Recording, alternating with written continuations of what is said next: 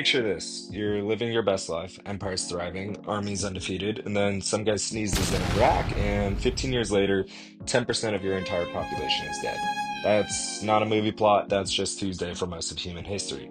Today, we're going through the diseases that didn't just kill people, they killed civilizations, empires, economies, entire ways of life. And number one on this list actually took down one of the smartest cities that ever existed using their own defense strategy against them. Grab something to drink, maybe wash your hands after, and let's get into it. So, number one, the plague of Athens. So, Athens is at war with Sparta, and Athens has what it thinks is a genius strategy. Hey, let's cram every single person from the countryside into our city walls so Sparta can't touch them. Great plan. Except nobody accounted for the fact that packing thousands of extra people into an already crowded city is basically building a five-star resort for disease. Within a Hello. year, a mystery illness tears through the city and kills somewhere between 75 and 100,000 people, up to a third of the entire population. And it doesn't discriminate. It takes out Pericles, the guy who's actually running the show, and that happened right in the middle of the war. To this day, nobody agrees on what it even was typhoid, measles. Some historians have genuinely floated that it was some Ebola like fever, which cool, love that for Nice. ancient Athens. But we do know one thing for sure Athens never really recovered its swagger after this. And a lot of historians think this is the exact moment Sparta's win became inevitable. Great strategy, guys. But that's nothing compared to what happens when this thing hits an army instead of a city, because number two turns an entire empire's military into a hospital ward. So, number two, the Antonine Plague. Rome's having its best era. Marcus Aurelius is emperor. Things are good. The empire is the size of a small planet at this point. Then the army goes and fights the Parthians in modern day Iraq. They win, but they bring home a souvenir nobody asked for. The disease rides the supply line straight back into the most densely packed cities in the empire, and at its peak, killing 2,000 people a day in Rome alone. By the time it's done, an estimated 5 million people are dead across the empire, somewhere between 7 to 10% of everyone alive in it. The armies get so gutted that Marcus Aurelius is out here recruiting gladiators and freed slaves just to have someone holding the sword. And because tax revenue basically evaporated along with the population, the emperor has to hold what is essentially the world's saddest garage sale, auctioning off palace treasures just to keep the lights on. Historians point to this as the beginning of the end of Rome's golden age. Nothing gold can stay, apparently, especially when there's a plague involved. Rome thought that was rough. Wait until you see what happens when a plague hits a city so hard they run out of places to even put the bodies. Number three, the plague of Justinian. Fast forward a few centuries, new empire, same problem. Byzantine Emperor Justinian is in the middle of his big comeback tour, trying to reconquer the old Western Roman Empire, Italy, North Africa, and a whole nostalgia package. The plague had other plans. At its absolute worst, Constantinople was losing an estimated 5,000 to 10,000 people a day. That's not a typo.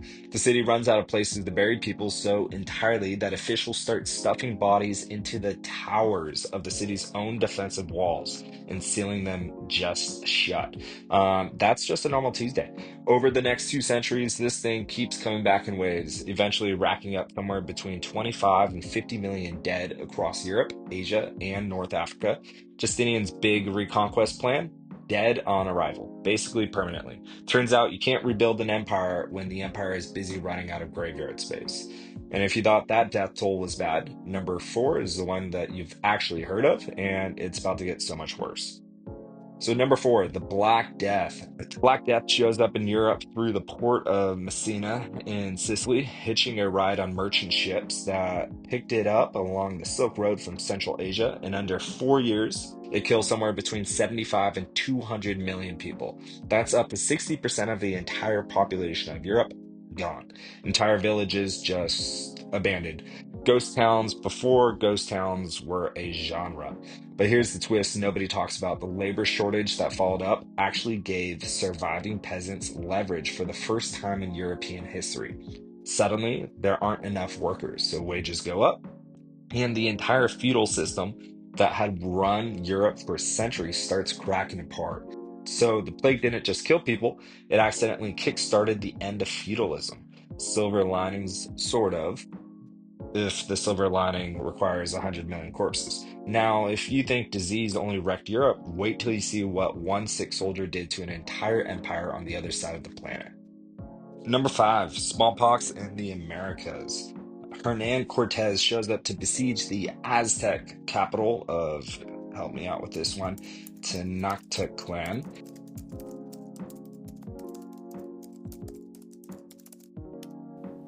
There's a Tino Chittilone. A Tino Chittilone. With a few hundred guys, which by every military logic should be an instant loss against an empire of millions. Instead, smallpox does what his army couldn't. The Aztec population had zero immunity to this thing, and it shows. Over the next century, the population collapses from an estimated 25 million to under 2 million. That's a 90% die-off.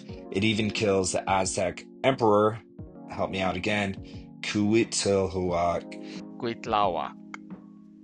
mid-siege. So when people say Spain conquered the Aztec Empire, what actually happened is closer to a virus conquered the Aztec Empire and Spain showed up for paperwork.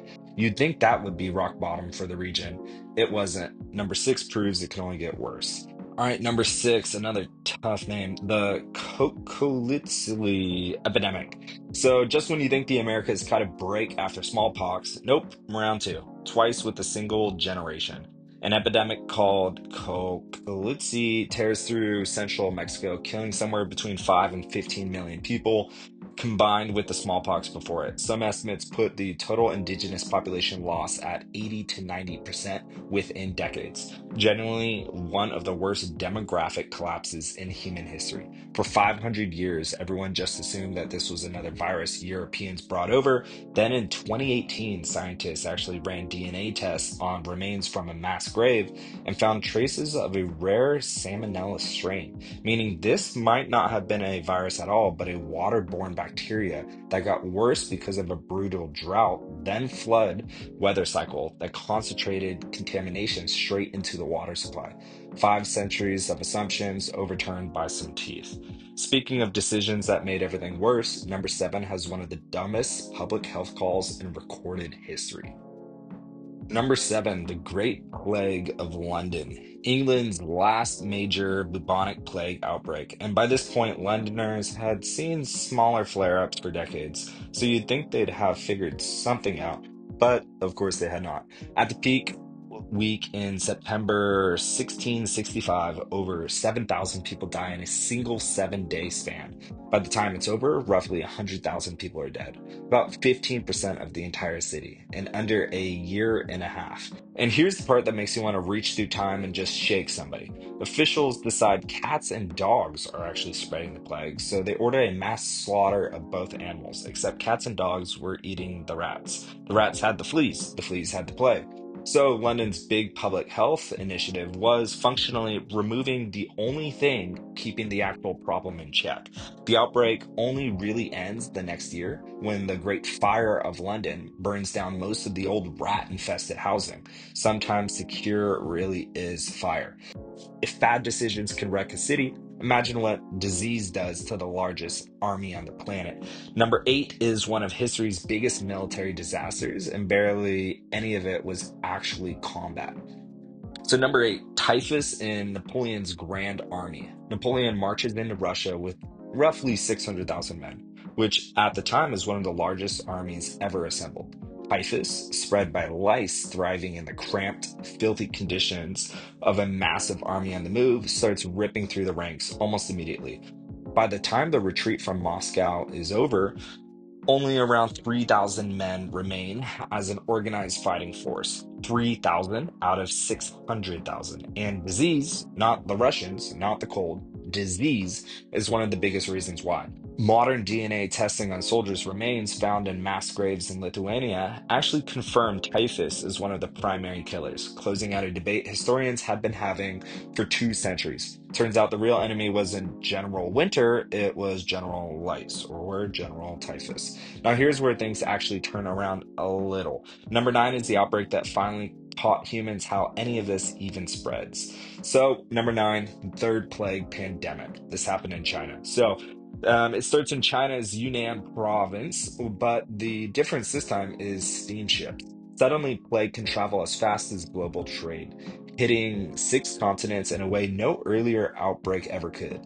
It ends up killing over 12 million people, with India taking the biggest hit, and technically, the pandemic doesn't get declared over until the 1950s. Over 60 years of on and off death. But there's an actual silver lining here. This outbreak is what finally let scientists crack the code. In 1894, a researcher named Alexandre Yersin identified the actual plague bacterium, and scientists proved the flea to rat to human transmission chain that had been a mystery since, well, every plague we just talked about. So, after literally thousands of years of guessing, humanity finally figured out how this thing spreads. And that brings us to the final one on this list, the deadliest of them all, and it happened barely over 100 years ago. That would be number 10, the 1908 flu pandemic. We close out with the big one. It emerges in the final years of World War I, spreading like wildfire through military camps and troop ships packed with young soldiers from all over the world. In under 2 years, it kills an estimated 50 to 100 million people, more than the entire combat death of World War I, a war that was already famous for its body count. And here's the detail that still messes with scientists today. This flu went after healthy young adults in their 20s and 30s way harder than it went after the elderly, which is the exact opposite of how flu is supposed to behave. Some researchers think it was because their strong immune systems overreacted so violently it actually worked against them. Your own body's defense system turning into the threat. Wild. So there you go, 10 times in human history where something too small to see took down entire empires, armies, and ways of life. Makes you appreciate modern plumbing a little bit more, huh? All right, and don't forget to like and subscribe. It really helps out my new channel. And comment down below which one of these 10 scared you the most. I read every single one, and it might decide what we cover next.